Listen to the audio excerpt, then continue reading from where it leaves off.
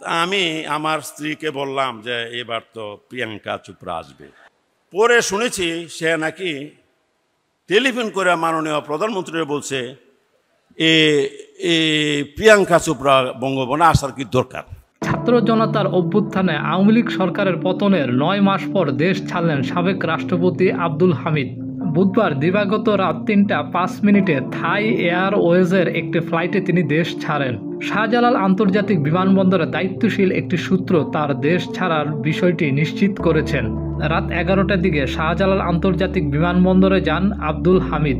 রাত 3টা 5 মিনিটে থাই এয়ারওয়েজের TG 340 নম্বর ফ্লাইটে ব্যাংককের উদ্দেশ্যে ঢাকা ছাড়েন আব্দুল হামিদ। পুলিশের স্পেশাল ব্রাঞ্চের SB ইমিগ্রেশন বিভাগের ঊর্ধ্বতন এক কর্মকর্তা বলেন, আমি আজ সকালে জানতে পেরেছি সাবেক রাষ্ট্রপতি আব্দুল হামিদ দেশ ত্যাগ করেছেন। প্রসঙ্গত, সাবেক রাষ্ট্রপতি আব্দুল হামিদের বিরুদ্ধে অন্তত একটি হত্যা মামলা রয়েছে।